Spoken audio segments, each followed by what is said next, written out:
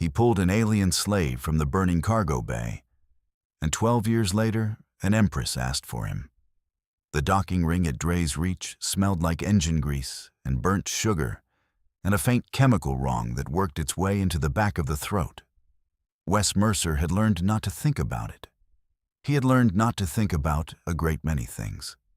He stood on the Bay 6 gantry with a cracked manifest pad in his left hand and a thumb running down the cargo line, ticking off a list he had ticked off 600 times before. Coolant regulator. Manifest sealed. Patch kit accounted for. Resonance shim used but functional. Pinned to the inside lip of the engine cowling for emergencies. He was 34 years old. He looked older in some lights. He looked younger when he laughed. He had not laughed in a while. The Asher line was a small frontier hauler, scuffed olive paint over patched hull plating. The registry numbers on her flank faded to ghost letters by years of dust and re-entry burn. She was not pretty, and she was not fast. She was his. He had bought her with the savings he and Mira had built for a house that never got built. And he had not regretted the trade, because the regret would not have brought Mira back. He patted the bulkhead the way a man pats the neck of a horse he has known a long time. He climbed the ramp. He slid into the cabin and took inventory the way he always did. Datapad, manifest, water bottle, ration bars, the small folded photograph in the breast pocket of his flight jacket. He touched the photograph through the cloth without looking at it. It was his way of starting a day. The twin suns of Drey's Reach pressed down through the smudged viewport like a hand on his shoulders. The cabin warmed by half a degree just from being looked at. He thumbed the comm. Bay 6 clear. The dockmaster grunted back. Departure window in 28. 28 minutes. Long enough to drink a cup of recycled coffee, run a final sweep, and put a small piece of distance between himself and Drey's Reach. He intended to do all three. He did not get to do any of them. Bay 7 was the next slip over. There was a Krell hauler parked there, a low, ugly box of a ship with 3 armored compartments aft, and a single row of slim, slatted vent ports along the upper hull. Wes had walked past her on the way in. He had not looked at her. The Krell were licensed slavers under the Payan Compact, which was the same as saying they were not licensed at all, but had paid the right people to look the other way. Wes did not engage. Wes did not engage because he was not a smuggler, only adjacent to smuggling. And the line between the two was a line he had drawn with great care over 9 years of deep space work and was not going to give up because of a Krell hauler in slip 7. He poured the coffee. He did not drink it. The first klaxon tore through the docking ring like something living. It was not a regular fire alarm. The regular fire alarm of Drey's Reach had a friendly 2-tone chime designed to be ignored. This was the deeper one. 3 rising notes and a sustained moan that meant a coolant breach in close proximity. Wes set the coffee down on the console and felt the ship's deck go a half-tone warmer under his boots. He stepped to the viewport. Bay 7 was venting white and gray smoke into the docking ring corridor.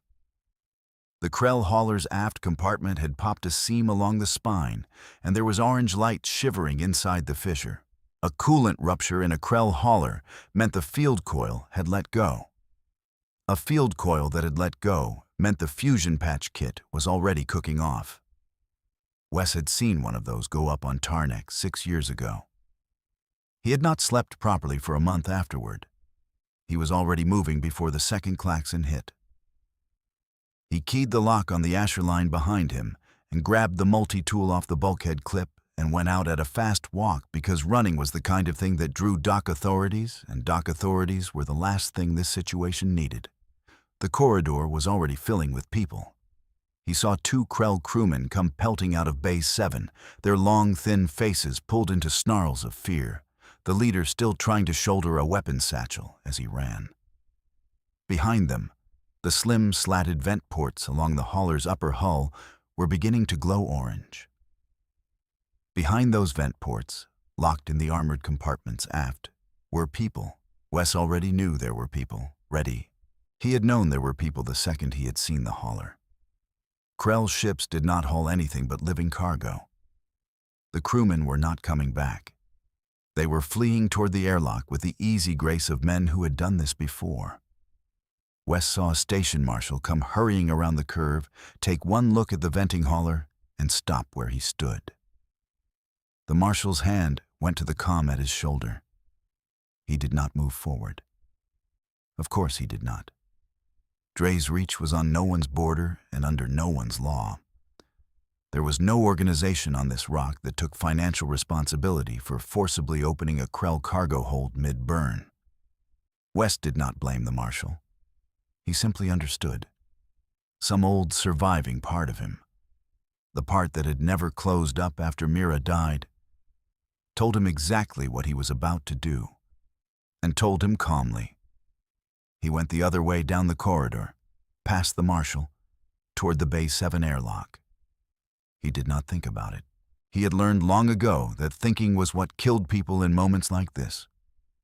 The smoke in the corridor was thicker the closer he got. He pulled the collar of his flight jacket up over the lower half of his face and pushed through. The Krell airlock was already overridden, the inner door wedged open by a discarded cargo strap, the slavers having punched out fast and not bothered to close behind them. The cargo bay beyond it was a long, low compartment, roughly 40 meters from end to end, lined on either side with welded iron poles and rust-streaked chain anchors. A single overhead lamp swung loose at the far end. Half the lighting was gone. The other half flickered. The fire was on the starboard side, an orange roar coming through the bulkhead at chest height, the metal already starting to bow inward where the field coil sat behind it. Wes had maybe 4 minutes before the patch kit cooked off, maybe less. He moved down the bay at a half run. Most of the chains were empty. Whatever cargo the Krell had been hauling had panicked and scattered the moment the smoke started, and they had broken or slipped their chains and gone. He saw a heshed male's discarded shawl, a twist of small pie and finger bones in the dust where someone had moved fast and lost something. He saw a cracked Marili helmet on the floor. He saw bodies, 2 of them, one of them small, both of them already gone. And he could not stop for them because he was not there for the dead. He kept moving. She was at the back. She was the only one still chained. The other captives had run, breaking their lighter restraints. But hers had not been a lighter restraint. Hers was a heavy, welded iron pole anchored deep into the deck, and the chain that joined her to it was a thick alloy with a cylindrical lock at the wrist and a slave collar at the throat. They had not bothered chaining the others that thoroughly. They had bothered with her because she was worth more. Wes saw her in 3 pieces before he saw her whole. The pale blue skin came first, smudged with soot. The matted white-blonde dreadlocks falling across her face. Then the eyes, large and amber, looking up at him through the smoke with the kind of patience a person developed only after 11 years of having no power over anything. She was small, slim, terribly thin under torn dust-gray rags that covered her modestly but had been worn down to almost nothing. The iron collar around her neck was rubbed shiny in the places where the chain had pulled. There was bioluminescence flickering faintly in the freckle patterns across her cheeks. He had never seen that before. He had heard of it. He had not seen it. He went down on one knee in front of her. He did not waste a breath asking if she was hurt. The fire on the starboard side cracked something internal, and the whole hull groaned. The light dropped further. He pulled the multitool out of his jacket and got to work on the chain. She did not say anything.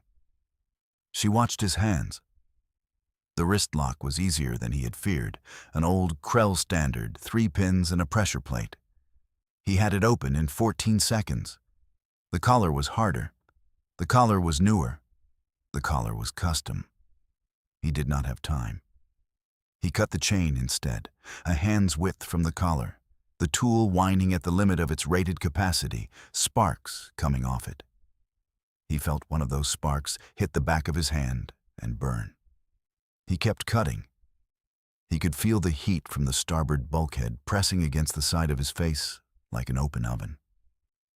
He thought, very simply, the multi-tool was rated for chain like this, and chain like this should have parted 30 seconds ago. Which meant the alloy was harder than rated, which meant Krell private stock, which meant her. She was specifically valuable. The thought arrived and left without comment. He kept cutting. The chain parted with a sound like a snapped guitar string, and she fell forward into him. He caught her around the shoulders. She was lighter than the average toolkit. He did not look at her face. He stood. He turned her toward the door.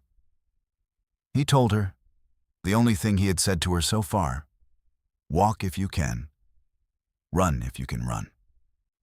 She looked up at him with those amber eyes, and the bioluminescence in the freckles brightened by a measurable amount. And she nodded once. They went toward the airlock. The fire reached the patch kit 12 meters before they reached the door. Wes did not see the explosion so much as feel it. The deck heaved. The lights cut. He went down hard on his shoulder. He felt heat on the back of his neck. He felt something cut open above his left elbow and start bleeding fast. He kept her under his right arm. He got back up. He did not stop to check her. He did not stop to check himself. They came out of the airlock into the corridor in a wash of black smoke. And the marshal was still standing where Wes had last seen him. And the marshal looked at the human male with the bleeding arm and the half-conscious blue alien woman tucked against his ribs, and the marshal's hand twitched toward his sidearm. Wes met his eyes and did not stop walking. The marshal's hand did not go any further. Wes walked the alien woman the 72 meters to Bay 6. He keyed the Asher line open. He carried her up the ramp. He sealed the lock behind them. He set her down in the auxiliary bunk near the med bay.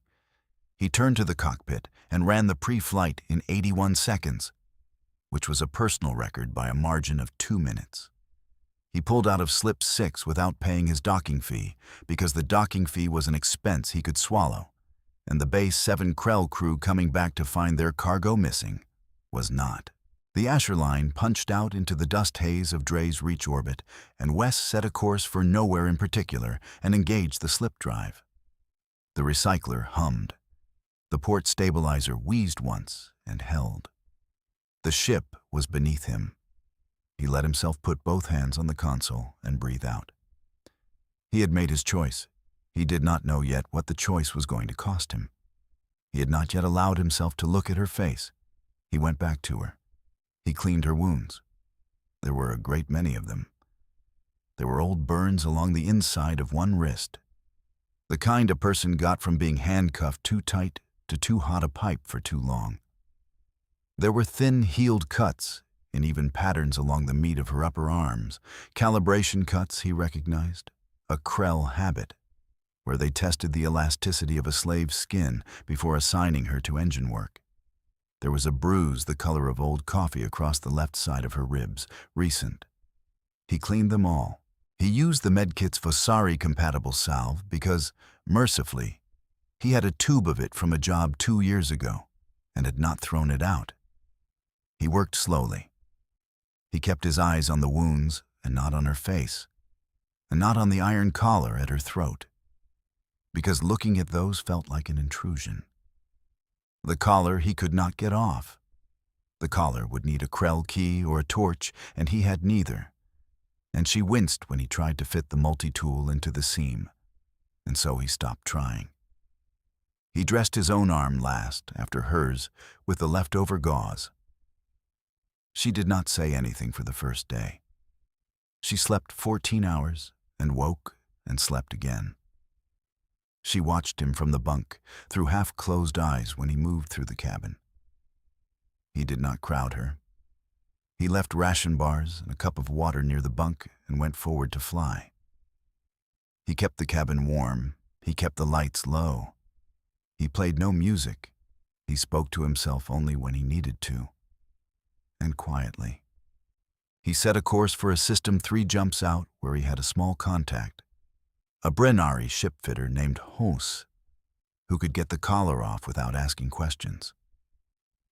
The first time she came forward out of the bunk, it was on the second night.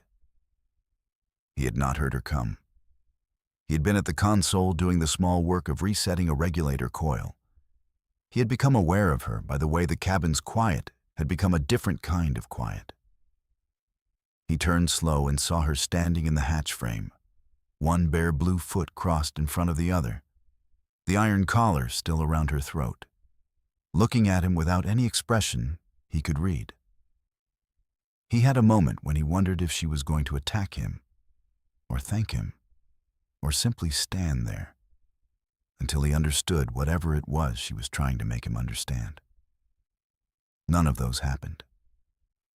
She came one step into the cabin and pointed at the console with one slim finger and said, in a voice rough from disuse, "The regulator is set wrong." He stared at her. She came over to the console and very gently nudged his hand aside and reset the regulator with the practiced certainty of a person who had been raised with hands inside engines. He watched her. His mouth opened and closed once. He did not say anything. He let her work. When she was done, she stepped back. She looked at him. She said, "That should hold for 2 more jumps." Then she went back to the bunk. Her name, when she gave it to him on the 3rd day, was Severi. She did not give him a family name.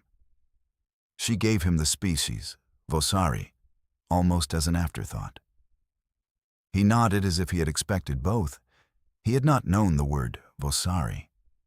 He learned it in the moment she said it, the way he had learned dozens of species names over the years, by hearing them mentioned in a passing voice and filing them away as part of the texture of the galaxy. She told him over the next several days, in fragments laid down like stones in a stream, that her family had been killed when she was a child of perhaps 4 or 5.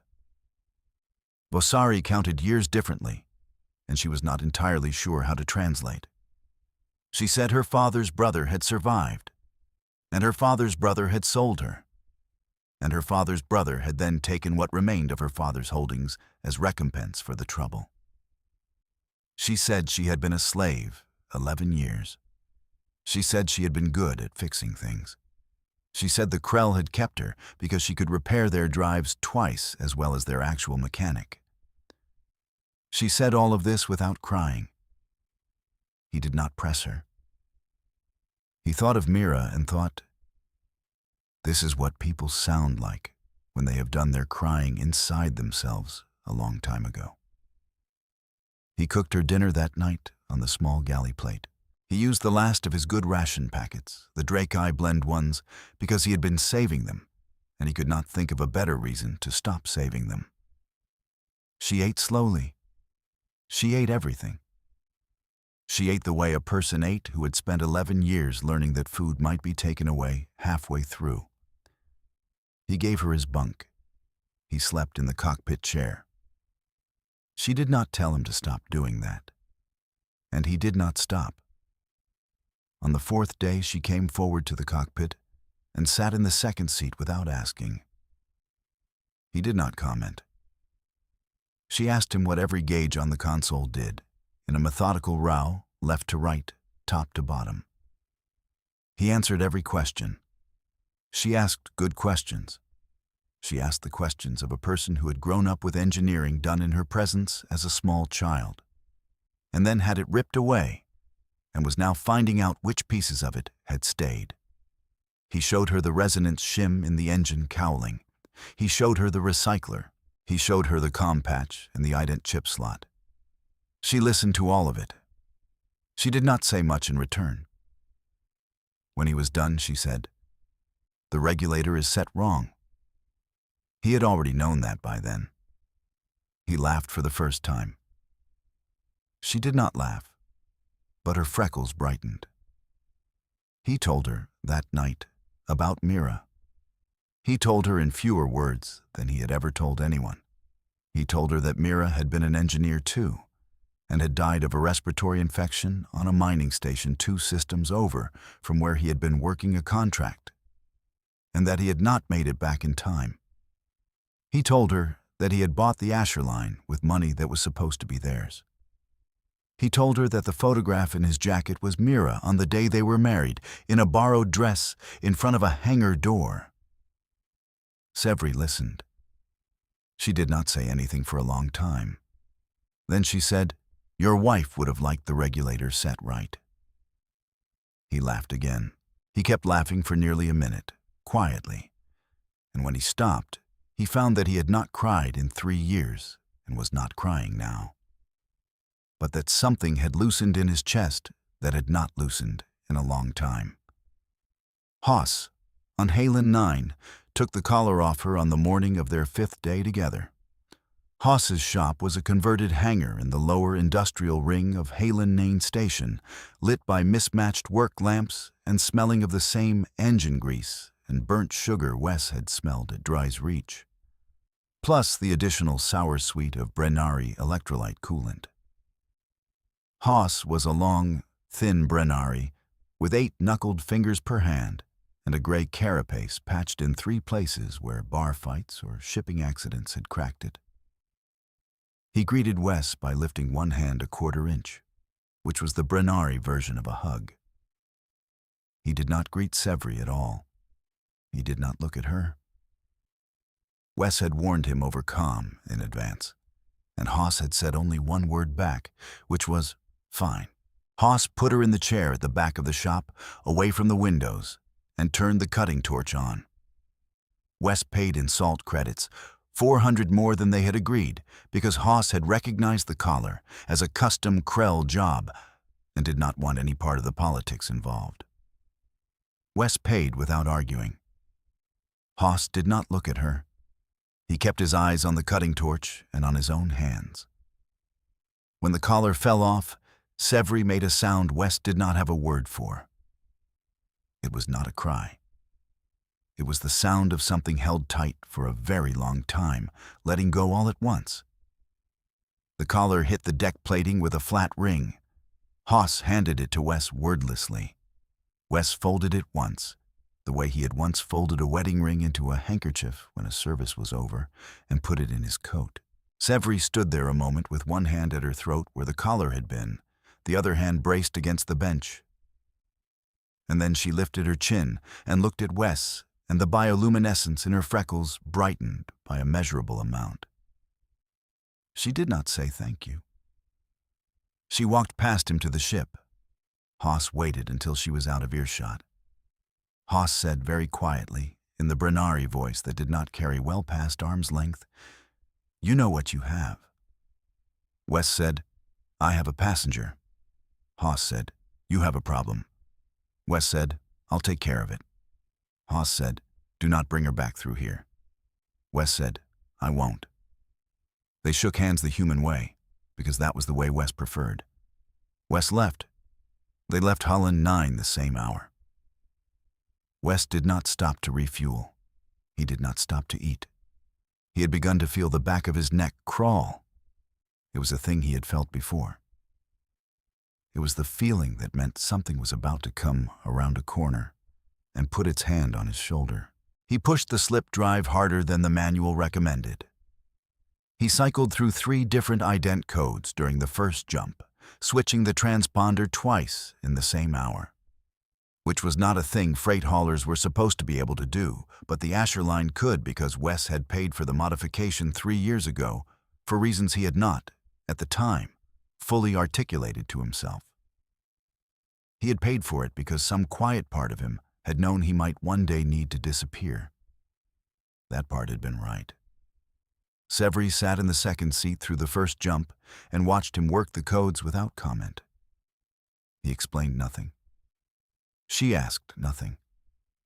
When the second ident kicked in and the long-range scope cleared of any matching signature, she put one slim hand briefly on his forearm. She did not look at him when she did it. She just did it, and then withdrew the hand. He did not look at her. He did not know what to do with what he was feeling, because what he was feeling was not anything he had a word for, and what he was feeling was certainly not anything appropriate to feel for a woman he had known 6 days and pulled out of a slave bay. He flew. They were 2 systems out before he understood why his neck was still crawling. The first Krell pursuit ship caught them on the long jump between Hala 9 and the dust planet of Tarnek. It was a fast little frigate, a hunter, not a hauler, with 3 coil cannons mounted along its narrow keel and the Pa-In compact insignia bright on its flank. Wes saw it on the long-range scope, plotted its intercept, and did the kind of quiet swearing he reserved for occasions when a man needed his swearing to stay sharp instead of soft. He woke Sevri. He told her to brace. He told her he was going to take them down through the upper atmosphere of Tarnek and lose the frigate in the dust. She nodded once.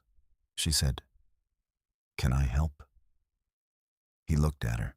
He thought, "I have known this woman 5 days, and she has just asked me if she can help." He said yes. He put her in the auxiliary station and told her to handle the harvest drone deflector while he flew. She handled it perfectly. The frigate gained on them at a steady 11% over the slip drive's rated burn, which meant the frigate was running with a recent military-grade coil, and the Asher line was not, which meant they could not outrun her on a clean line. Wes did not try.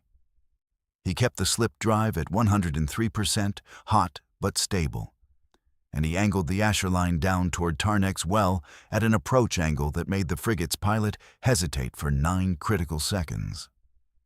9 seconds in atmospheric pursuit was a long time. They came down through the upper atmosphere of Tarnek with the frigate 8,000 kilometers behind them and a dust storm rising from the equator the size of a small continent. And Wes flew the Asher line into the storm the way a man rides a horse into a wood, low and patient and trusting the animal under him.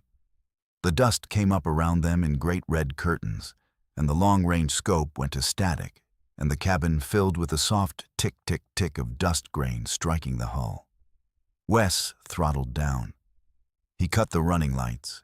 He let the storm carry them sideways at almost 100 knots while he matched the storm's drift. And he watched the frigate's last known signature on the scope blur and disperse and fail to find them. The frigate did not follow. The frigate held off, circled, lost them. He surfaced 2 hours later, cabin and ship covered in red dust, all 3 of them, him, Sevri, and the Asher line. Quiet and intact. He looked at her in the harvest drone seat, and she looked back at him and said, "You fly with both hands." He said, "I do."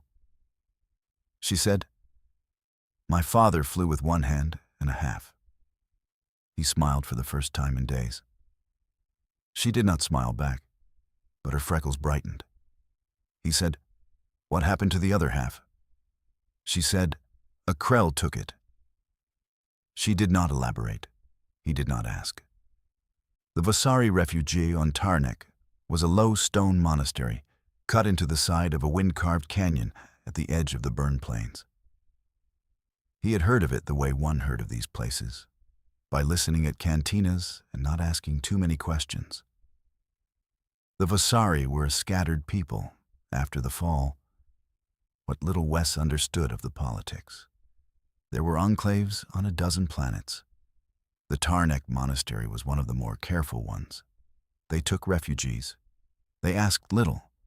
They did not register names. He landed the Asher line in the long shadow of the canyon wall at the long gray hour before sunrise. He stood with her for a moment in the cargo bay before they went down the ramp.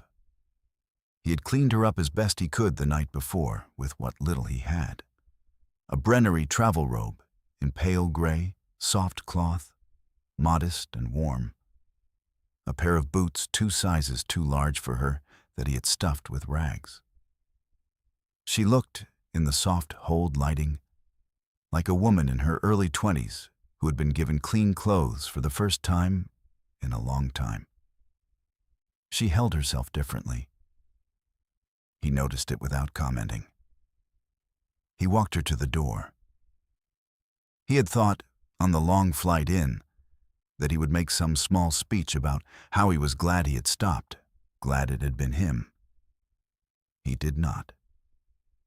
The door of the monastery was carved sandy stone with a small bronze lattice inset at eye height. He pressed the bell. After a long minute, the door was opened by an elderly Vosari woman in a faded gray robe, hair gone entirely silver, eyes the color of cold violet. She looked at him. She looked at Severi. She looked at Severi longer. Wes saw something pass across her face that he did not understand at the time, and would understand fully only years later. The elder did not say anything. She inclined her head half a degree. She held the door open. When they stood at the threshold, Severi turned and looked up at him and put one slim hand flat on the front of his flight jacket where the folded photograph sat. And she said, "I will not forget you, Wes Mercer." He did not have any answer for her that did not feel small. He said, "I just stopped." Anyone would have. She shook her head once, not angry, only certain, and she said, "No, Wes." They didn't. Then she went through the doorway. The elder followed her in. The door closed. He stood there a long time. The twin suns came up over the lip of the canyon and threw a band of gold along the stone. He went back to the Asher line. He set a course for open space. He did not look back, because looking back was a thing he had stopped doing the year Mira died, and there was no reason to start again now. He told himself he had done what he could. He told himself it would be enough. He told himself she would be all right. He told himself a great many things over the next several years, and on the days that he did not believe any of them, he touched the collar in his cabin drawer and felt it cold under his palm, and he kept flying. 12 years passed in the way they pass when you are working. He was 46 when the fleet came for him. His hair was grayer at the temples than it had been. The scar through his left eyebrow had paled from pink to silver. The Asher line's hull had 3 new patches and 1 entire replaced bulkhead, and the same recycler humming away under the deck. The same port stabilizer wheezing in the same way it had wheezed at 34. Some things change. Some things do not. He had taken on a partner, briefly, a quiet Sodash named Tem, who flew the second seat for 2 years and then left to start his own hauler. He had taken on a small dog, accidentally, on a frontier station where someone had abandoned it. And he had named the dog Acheron and fed him for 9 years until he had buried Acheron in a crater on Cold Arrow and put a small stone over it. He had married no one. He had loved no one new. He had kept flying. He had carried freight for the Brenari and the Marili and the Drey. He had carried medical supplies into a Yonic colony during a respiratory plague, and he had carried back nothing but the goodwill of a people who had nothing left to give him. He had carried farm machinery into the Burn Plains for 2 years, hauling slow loads back and forth between settler outposts that paid in scrip and patience. He had once, on a lark, carried a crate of seedlings to the cold side of Cold Arrow and watched the colonists open it on the dock and weep at the smell of soil. He had never carried slaves. He had paid his docking fees at Drey's Reach and elsewhere. He had made a small reputation as a man who would haul difficult cargo through difficult routes for a fair price, and who did not ask questions about origin or destination. His name had moved through the cantinas the way names did, slowly and on the lips of people who wanted reliable work done. He had heard the Krell had been broken 3 years after Tarnak by a quiet Vosari incursion that had taken the Pine Compact apart in a single planning season. He had filed the story away and kept flying. He had not heard the word Vosari in 11 years. He had stopped wondering. Not because he had stopped caring, but because wondering had become a thing he had learned to do without. He kept the iron collar in the cabin drawer. He kept the photograph in the breast pocket of his flight jacket. He kept the regulator running half a degree warm because it was the way the regulator ran, and he had grown to like the small unevenness of it. He was, on the day they came for him, returning from a routine cargo run between the Sky Anvil and Outer Cinder, with a hold full of construction beams and a comfortable margin of salt credits in his account. The fleet boxed him in over the empty space between the Sky Anvil and Outer Cinder. He saw 3 signatures on his long-range scope before he saw the ships themselves. He saw the ships before he saw the markings. The markings were a blue and silver lattice that he did not recognize. He keyed his comm to the universal hailing channel and said, "This is the freight hauler Asher line. Please identify." There was a pause. There was the sound of a small breath on the other end. Then there was a voice, polite, female, careful, that said, "Wes Mercer, the Empress of the Vossari requests the honor of your presence." Wes sat back in his cockpit chair. He felt the 34-year-old version of him stand up at the back of his head and say, "What?" He felt the 46-year-old version of him sit very still and say, "Oh." He keyed the comm. He said, "I'll be along." He did not ask which Empress. He did not need to. He put the Asher line on autopilot and went to the cabin drawer where the iron collar had been kept for 12 years. He took it out. He put it inside his jacket pocket, against the folded photograph. He felt his own heart beating in his hands. He thought of all the things. He thought of all the people. He went back to the cockpit, and he flew the Asher line the 18 kilometers across to the Vossari flagship, a long, sleek silver and violet cruiser the size of a small mountain. And the cruiser opened its forward hangar to him, and he sat down on its deck with the gentleness of a man landing on the surface of a thought.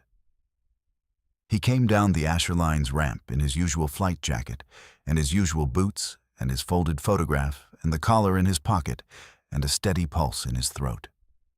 The hangar was vast. It was lined with Vossari soldiers in formal blue and silver armor. And as he came down the ramp, every single one of them dropped to one knee in unison. And the sound of it across the hangar was the sound of an army kneeling at the same moment, which was a sound Wes Mercer had never heard before and had never expected to hear and would not, after this day, hear again. He kept walking. He did not slow. He did not speed up. A young Vossari officer met him at the bottom of the ramp, standing, she was the only one not kneeling, and bowed her head and said, "This way, sir." He followed her. They went through wide silver doors into a corridor of carved violet stone. The corridor was hung with banners that he recognized after a moment as the old Vossari royal sigils, the ones he had only ever seen in cracked datapad images at frontier cantinas, the ones that had been forbidden under the post-fall regimes. Someone had brought them back. Someone had brought a whole empire back. He kept walking. He passed 3 sets of Vossari guard, all of them young, all of them in formal armor, all of them dropping their eyes to the floor as he passed. He passed under an arch carved with a phrase in Old Vossari that he could not read. He passed a long mural showing what looked like a young Vossari woman, holding a small tool in one hand and a slip-drive coil in the other. And he kept walking, because looking too closely at the mural would have made him stop. And stopping was not what this moment was for. The throne hall was at the end of the corridor. It was vast, arched, lit by violet and silver light that poured down from inlay channels running through the floor. Robed counselors lined carved benches on either side. Not one of them moved as he came in. A long stone aisle ran the length of the room to a raised stone dais. On the dais stood the Empress. He saw her in 3 pieces before he saw her whole. The deep violet skin came first. marked now with thin, silver lattice patterns that traced down her forearms and across her cheekbones. The platinum-white hair came second, braided down her back in the long dynastic braid of the old Vosari, woven with small silver beads. The eyes came last. The amber eyes had become violet, slit-pupilled, the eyes of an adult Vosari of full bloodline. But they were the same eyes. They had been waiting for him. She was wearing layered indigo and silver state robes, the kind of robes a person did not wear unless an empire had agreed to their wearing them. She was standing very still. Wes stopped at the foot of the dais. He did not kneel. He had not knelt to anyone since he had buried Mira, and he was not about to start now. He met her eyes. He inclined his head a small fraction, because this was what was owed. He said, "Your Majesty." He did not say her name. He had been told by his father long ago that you did not use a person's first name in front of their court, and his father had been right about almost nothing in life, but he had been right about that. She came down the dais. 3 steps. She came down the dais, and then she did the thing nobody in that hall had been prepared for her to do. And she did it without ceremony, and she did it without regret.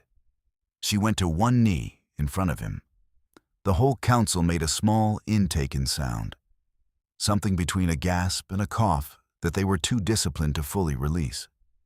The senior counselor at the front bench, a tall Vosari woman with hair gone entirely silver, half rose from her seat and then sat back down with the slow, stiff control of someone who had decided not to interrupt history.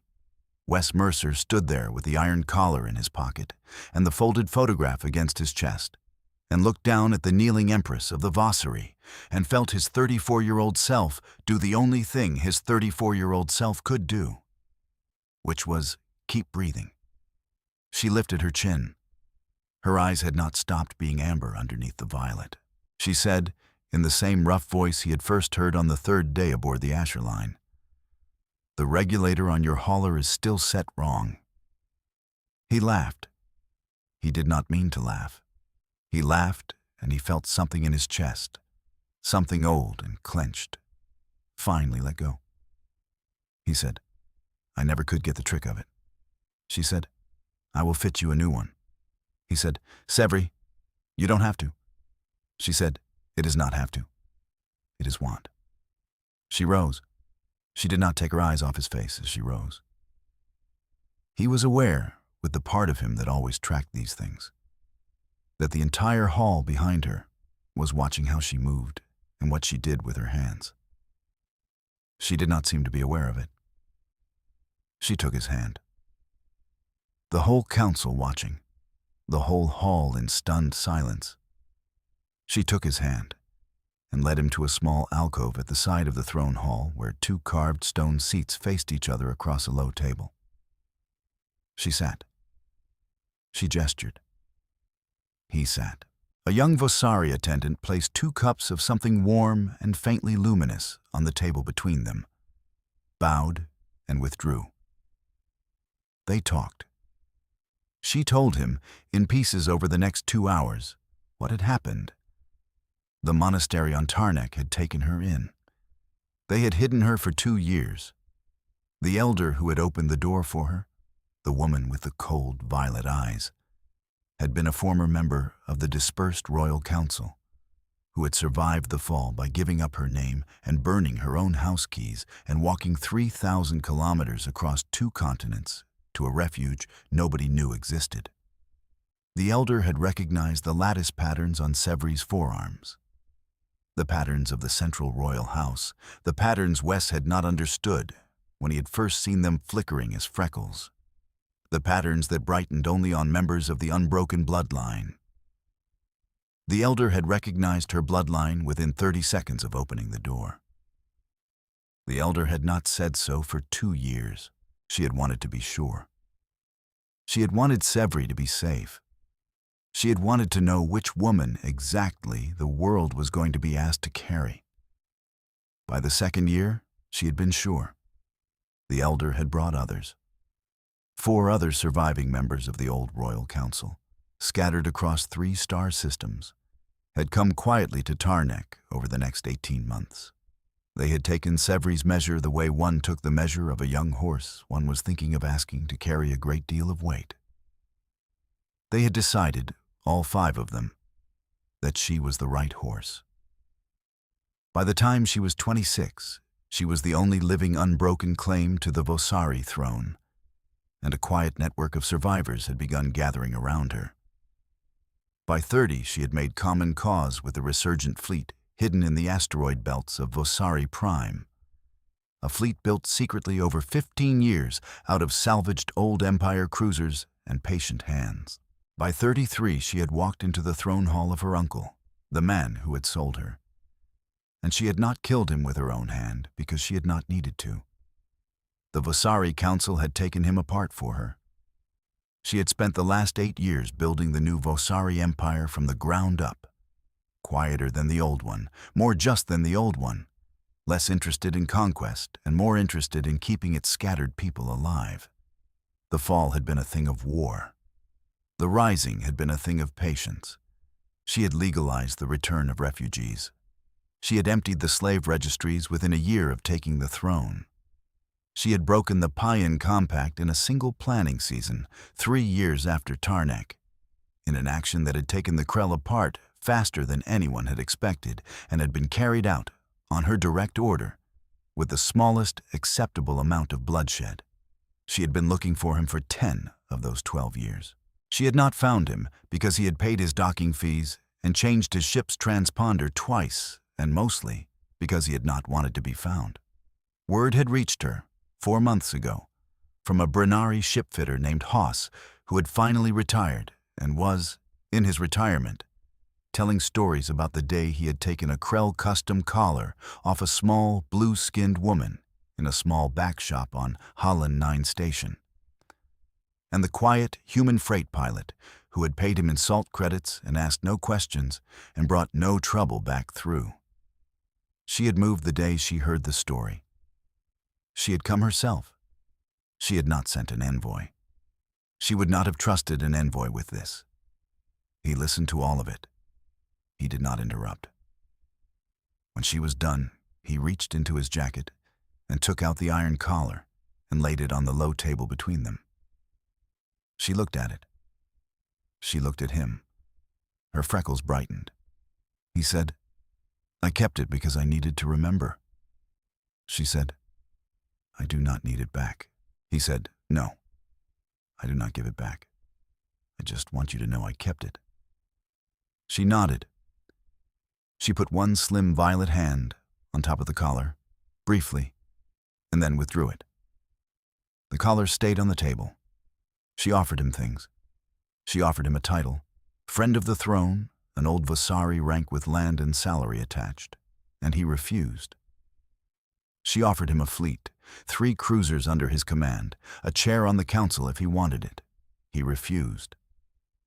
She did not seem surprised. She said, "What would you have then?" He thought about it.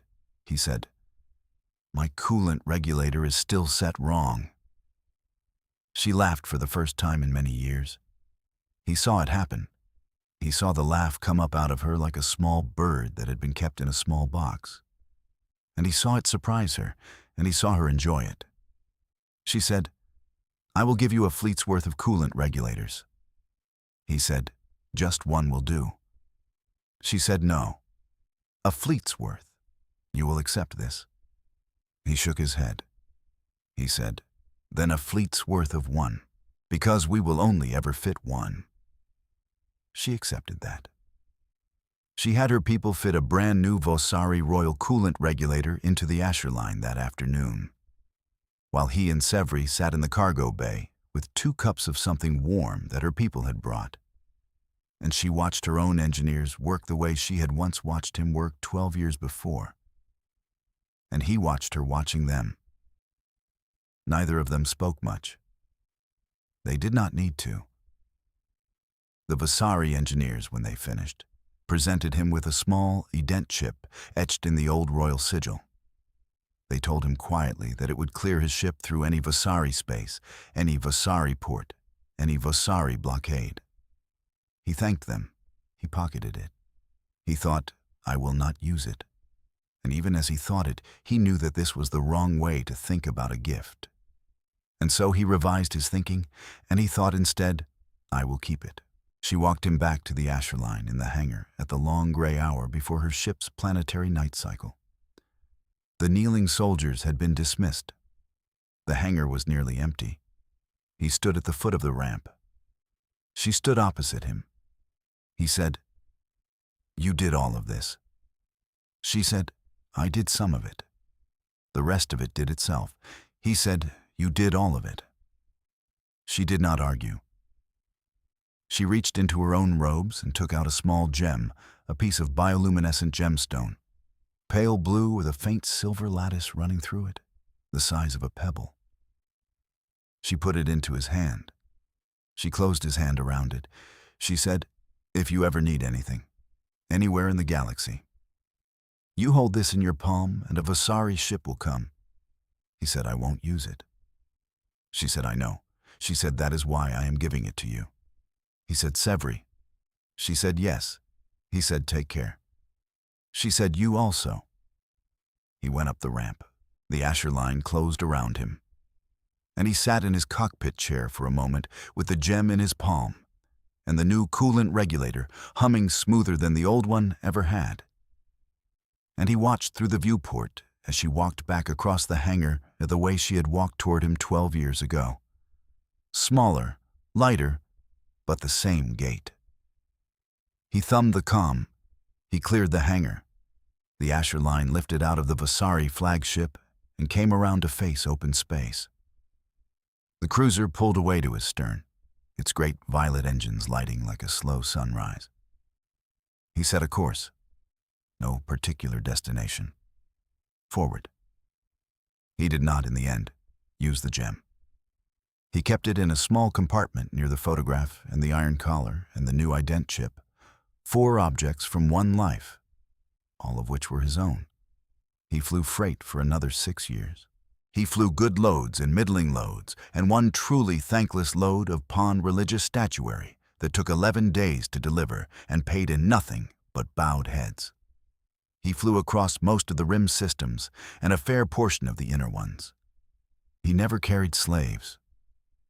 He once carried a frightened young Solari girl and her grandmother to a refuge world without charge, because the work he had once done for Sevri had quietly shaped the work he was willing to do without payment, though he did not put it that way to himself. He filed the runs in the same logbook as everything else.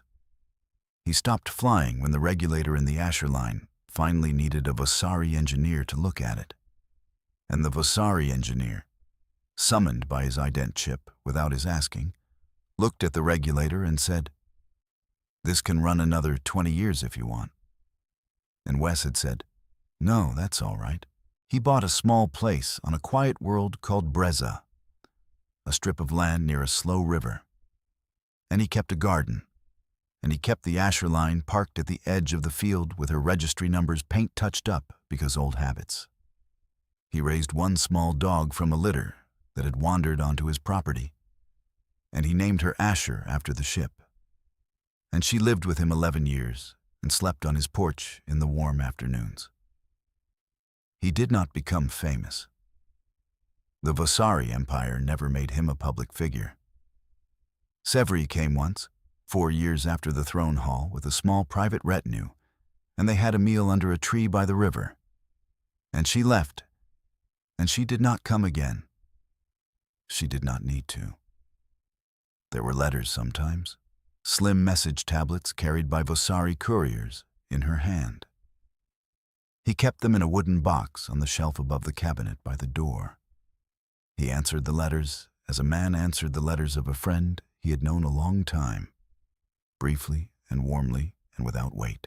When he was very old, he sat on his porch and looked out over the river and thought about Mira and about Sevri and about the Krell hauler with the popping hull seam and the slim slatted vent ports glowing orange at the upper deck. He thought, of all the things a man does in a life, the small ones turn out to be the work. He had not been a hero. He had only stopped when nobody asked him to.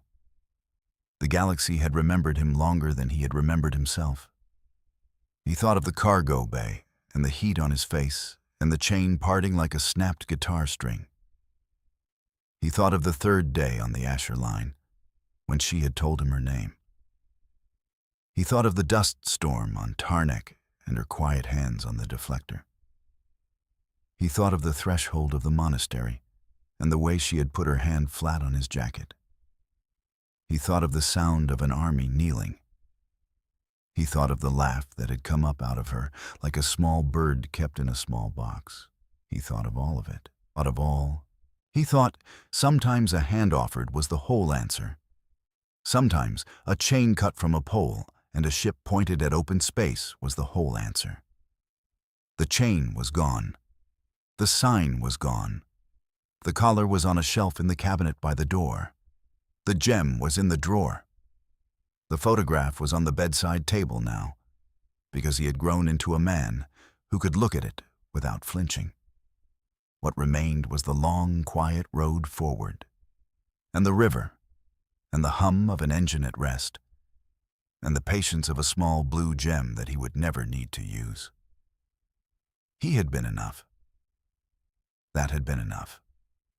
That had, in the end, been everything.